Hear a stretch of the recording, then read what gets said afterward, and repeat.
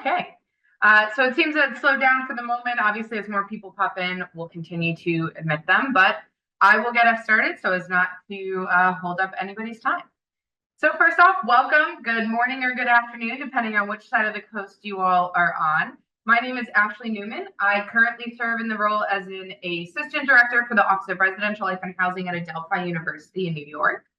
My presentation today is going to be about empowering voices. I will say that most of my experience and a majority of my professional life has been in student affairs within university life. So that is a lot of what I'm going to be talking about today. Does not mean that the things that I'm talking about are not applicable in a classroom setting or in a more academic-minded setting. There is some pieces about intersectionality and ensuring that both sides of the house are really working together for the best experience for our students. But a lot of the focus will be on a student affairs and a less academic classroom type setting when we're thinking about assessment. So I'm going to share my screen so you all can see the presentation. Wonderful. Okay. So empowering voices, cultivating student ownership in meaningful learning assessment.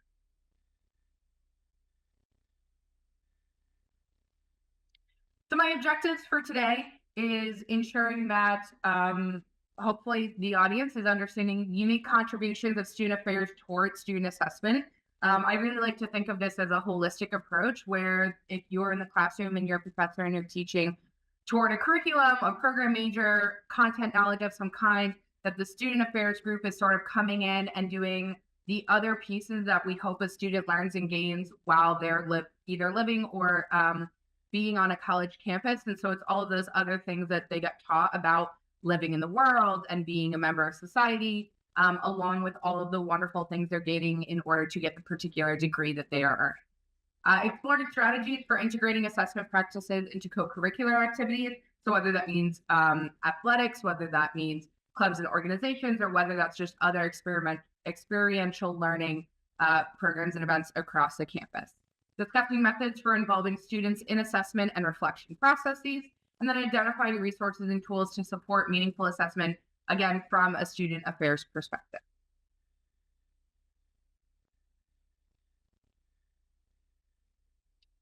So introduction as far as to meaningful assessment as it relates to student affairs. So assessment in general must be systematic and intentional. This is true across any sort of platform or major that you're sort of looking at. We're measuring our student learning, our development, and their success. And we're utilizing that to align with any institutional goals. We're highlighting how important it is that they're learning all of these things inside and outside of the classroom. It's hopefully also demonstrating accountability, not only within the institution in order to create holistic students by the end of their academic experience, but also in improving these student experiences, fostering continuous improvement throughout that time, and just ensuring that what we are trying to teach our students in these aspects is actually happening. And then obviously aiming to provide actionable insights, things that we can do to improve the student experience, the outcomes that they are having, and the different ways in which we're utilizing the assessment to ensure that they're gaining the knowledge that they need beyond the university life. Obviously, there is a huge intersection between our academic and our co-curricular assessments. The learning is not confined to the classroom. All of our students are learning something within their different groups, within the places that they touch our campuses, and within the various roles that they choose to serve through leadership. So leadership programs, residential life, internships, service learning, it's really a holistic understanding of their growth by the time they come to the end of their academic plans at this particular university. And then the role of student affairs in enhancing that learning. So we play the role in fostering the environments conducive to personal growth, community engagement, and practical skill building within the communities that they interact with. So the assessment focuses a lot on identity exploration, wellness, and leadership. It is qualitative and narrative-driven data to hopefully complement the academic assessment that will be happening inside of the classroom.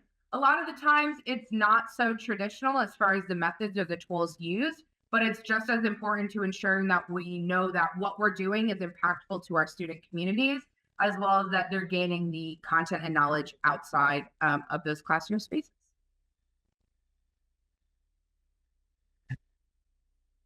some theoretical frameworks that get utilized both as far as best practices, but also in the various ways that I have specifically utilized our assessment tools amongst the campus and my communities. So Kolb's experiential learning cycle, obviously emphasizing that cyclical process. So starting with the concrete experience, the actual thing that they're doing, a hands-on learning, utilizing that to have reflective observation, abstract conceptualization, and then active experimentation on how they can utilize that in the future. It's really relevant to the co-curricular planning because they're getting that hands-on experience, whether through leadership roles or community service, and they're engaged in the reflection and apply that to how they learn in new contexts. So hopefully what they're gaining from these experiences is that they can reflect on themselves and say whether this is one, an enjoyable or not enjoyable process to themselves, but also learn something new about their role in society, their role within a campus, their role within their own friend or family groups. And they're applying that now in multiple settings, including hopefully the classroom. Sometimes and more recently, we have integrated AI to be able to analyze these reflective essays or discussions using some of the processing to identify themes and then map them to new learning stages, especially as we start to think about as students' generations are going on and technology is being utilized more and more, being able to really find the themes and the learning that they are gaining the most from and applying it as we can to various events, programs, or curriculum within the experiential learning process.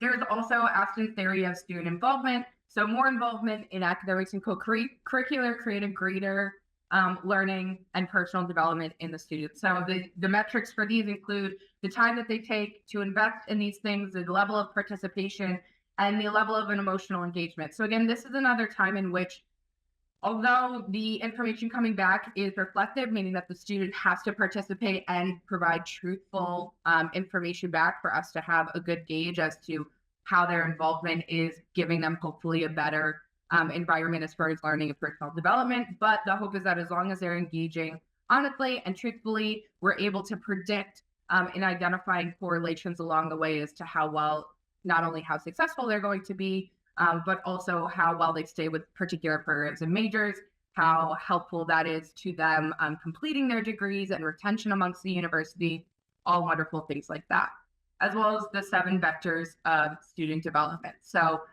key areas of psychosocial development, including establishing identity, managing emotions, and developing purpose.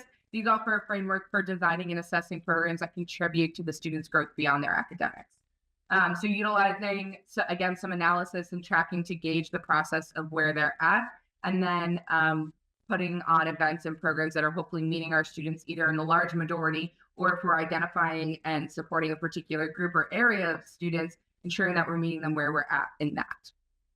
So again, utilizing all of these theories to inform the assessment that is going on, as well as to inform the assessment being used and how that will be helpful in re-evaluating our events, programs, clubs, and organizations as the years go on. So grounding that in the theories, tailoring the assessment to the engagement levels, and then guiding the reflection and growth as we go on, building that holistic understanding and hopefully building the holistic understanding in the student themselves, helping them through some of these processes so that way they're able to kind of utilize these tools, even if it's unintentionally, so that way they can see the ways that they best learn and ways that they're best connecting to material and information and utilizing that. So again, utilizing AI where we can to kind of track and map those things to make a richer and more actionable understanding around student growth. So some strategies, not only that I have found and utilized that are successful, but also in talking with colleagues and coworkers. So co-curricular assessment, the importance of assessing the learning outcomes and having learning outcomes in general. There's a lot of times, especially in the student affairs community, where those who are maybe not as heavily involved or don't have all the ins and outs of what student affairs looks like is not always aware of the learning outcomes that are happening. And they aren't as clear as, they're not written on the board. They're not always put out in the way that I did in a presentation like this today. But they are super important, and most events or programs on campus have a learning outcome of some kind, even if it's not as direct as content or as direct as wanting to learn this particular skill set. So really looking at the holistic development of the students, how this activity plays that critical role in helping the students develop these skills, leadership, collaboration, cultural competency, all of these being essential once a student graduates from a university. Then demonstrating how that impact and how the data is showcasing how these co-curricular experiences are aligning with the mission of the university, as well as all of the other ways we want our student to do well and be successful beyond their degree program. And then contributing to the overall student success, showing the investments of student affairs, not only in our programming and events, but clubs, organizations, and other areas of the university that we touch. And then hopefully continuous improvement. As always, assessment is about identifying strengths, areas for growth, ways that our students are contributing well or maybe not engaging within the content that we have, and how can we ensure we're teaching them similar skills that we did 5-10 years ago, but in a way that is reaching our newer generation of students and in a way that's impactful to them. So examples of some of the assessment frameworks that I and my colleagues have used before include the logic model design. So outlines what the inputs are, what the activities are that they're doing, hoping for particular outputs, but ensuring that the student is able to articulate and explain what those outputs are, the outcomes, and then the impact that the student has beyond the actual event going on. So workshops, team building exercises, having some guest speakers come in when possible, or even guest speakers such as other members of our university community. And then outputs from the student end is number of attendees, how many sessions were conducted, and the resources we were able to distribute. And then hopefully through the assessment tools, being able to prove that that was successful and meaningful for the students who attended those events. Obviously, other things could include a rubric for learning outcomes if there is a real content-heavy piece to the event or the program that is going on, as well as pre and post assessments that when done in person, most students not only have a more direct connection to, but can actually articulate the difference of what they knew prior to an event to after an event. A lot of the activities also include reflection techniques or reflection activities. These are all helpful in knowing what is going on in a student's mind. Again, a majority of this is hoping that a student is going to be honest and transparent in their feedback. Some of that has to do with the relationship that a student has with the group or the individual putting on the event. But most of the time, a student will feel obligated or want to provide an accurate and honest portrayal because they want to ensure that if it was an activity they really enjoyed and wanted to do again, they want to ensure it happens again. Or if it's one that wasn't really meaningful, they want to ensure that it may not be an event or a program that continues on. So ensuring that there are structured prompts, such as what challenges did you encounter? How has this activity shaped your understanding of whatever concept or knowledge base we're trying to articulate to them? Creating portfolios over time, peer discussions, either amongst small groups or within particular communities, all of which is helpful to a student, not only being able to review on the page what they've written and know that their reflection is a true articulation of how they're feeling toward the community event, but also will give us good insight to whether this was successful and helpful to the students in that role. And then the role of reflection as far as self-awareness. So deepening their learning, building their confidence, connecting that experiences to goals.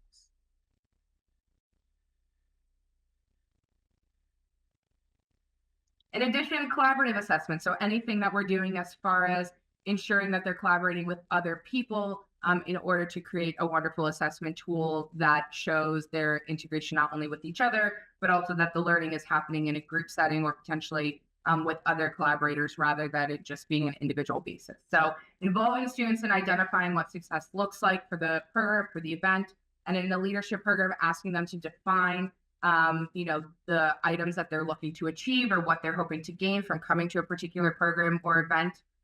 And then utilizing advisory committees, both student advisory committees as well as paraprofessional advisory committees, to be able to discuss the assessment tools that are going into a particular program or series or session, and then utilizing those items, whether they be surveys, evaluation rubrics, and then ensuring that the students' perspectives are incorporated into these things so they have an investment in the learning long term.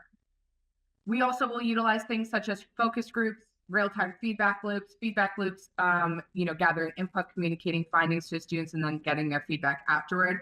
All of these are great ways for students to be able to get their voice heard within different assessment pieces, as well as ensure that they are being heard as far as articulation and creation of a program or event.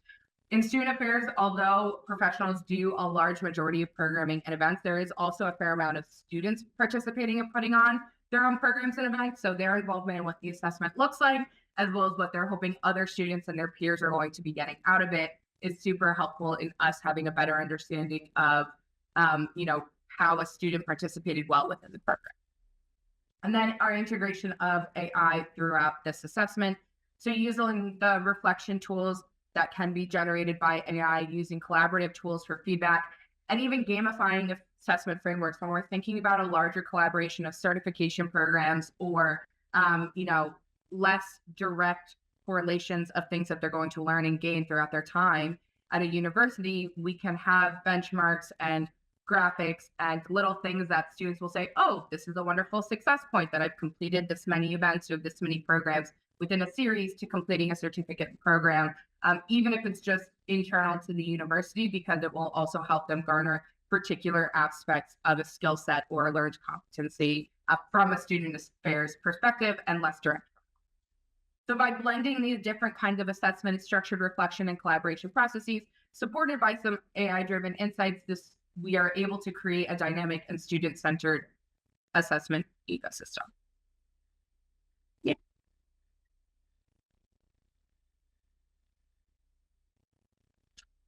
Some tips for fostering a culture of assessment. That is probably one of the biggest things that our students will butt up against is assessment in their mind. If you say the word assessment, they think I have to take a test or I have to take a quiz or I have to fill out this survey that most of the time I'm not even reading. I'm just answering questions blindly.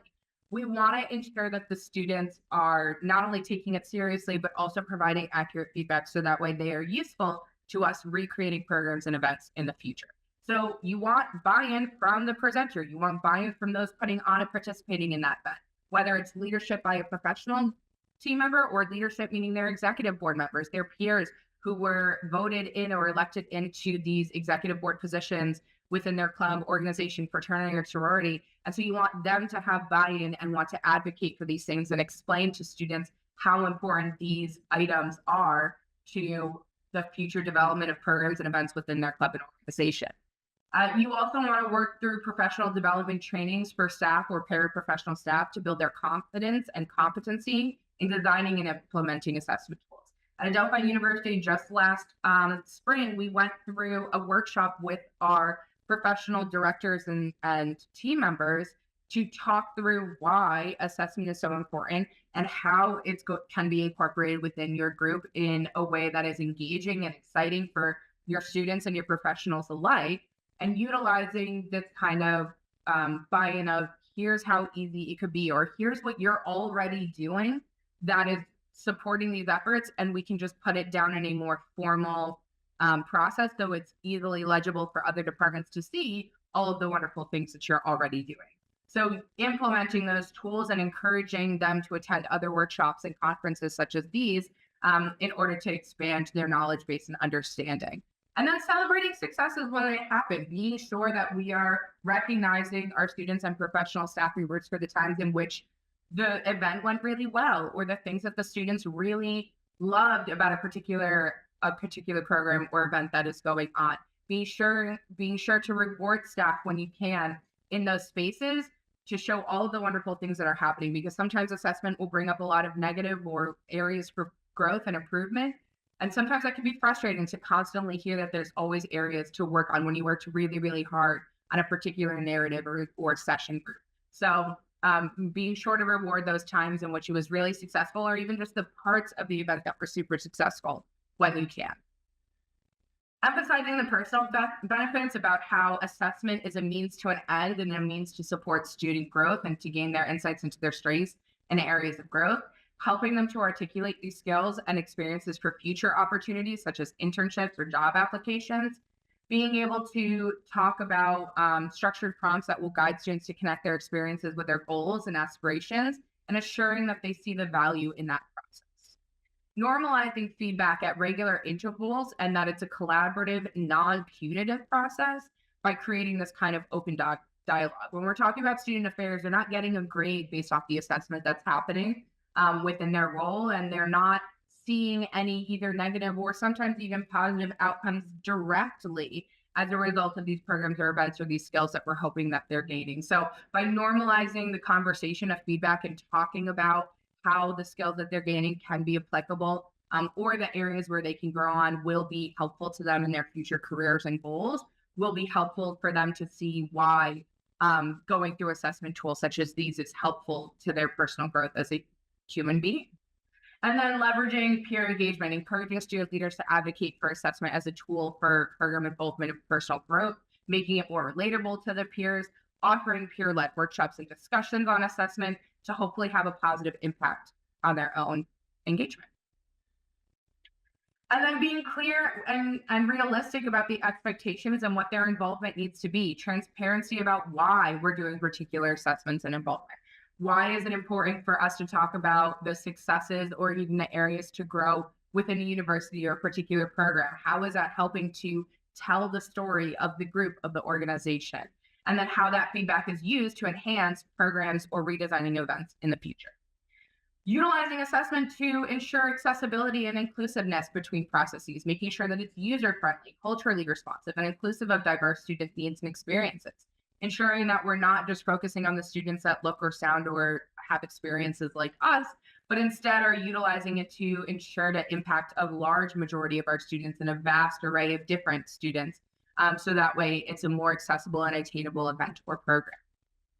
Being able to manage participation, setting realistic expectations about their time and their effort within these activities, and considering the other existing commitments. Maybe a more structured type of assessment is not going to be super successful for a student who's already so involved and bogged down by other responsibilities that they have going on, that we use different tools or we support ourselves through some AI capabilities to be able to make it more manageable for the students who are actually putting on the event or program. And then closing the loop, ensuring that the shared assessment results is shared with the appropriate people and those who put on the event, as well as for those who may be choosing to put on the event in the future or a similar type of event in the future, applies that data to inform changes and improvement. So this would foster trust, showing the value of their collaboration, and then motivating them for continued engagement.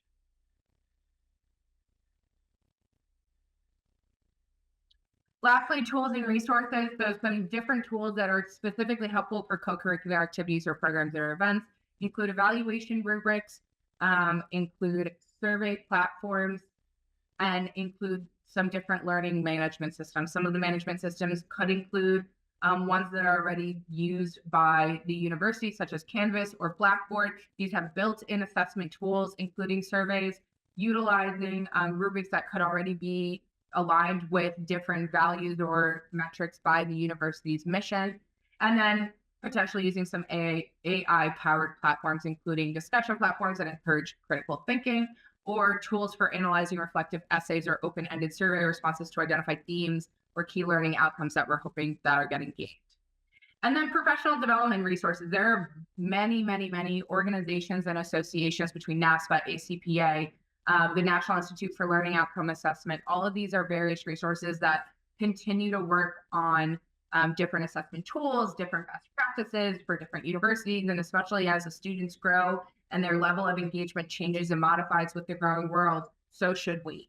And so hopefully by being a part of and participating in webinars and conferences and courses through these different programs, you're able to expand your knowledge as to what other universities or similar type universities are working on and doing. You know, using books, toolkits, different courses that you can participate in. There are many, many free resources that can be helpful in expanding your knowledge, as well as just the community at large, being able to reach out to colleagues and other people, networking at events such as this or other similar conferences, whether they be virtual or in person, to really expand your knowledge and to have a better understanding in that way. So by leveraging these tools and resources, we can develop and refine our assessment practices and ensure that we're equipped to measure and enhance the impact of the co-curricular programs.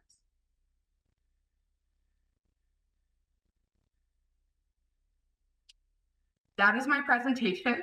I will say that I did structure my presentation believing that I had a half hour, so hence why it kind of went to the end there. But I did want to take the additional time if people had time and they wanted to either ask any questions or if they would like to share their own experiences or successes that they felt relevant to some of the work as far as assessment, whether it be in the classroom or out of the classroom, that may go against the norm of what is traditionally done in a way that you saw successful and helpful to your students in general.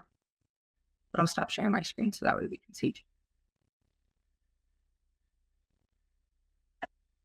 And you're welcome to share that either by unmuting your microphone or if you wanted to throw items in the chat. If not, thank you. I appreciate you guys taking the time to be with me today and sit through and listen to this presentation.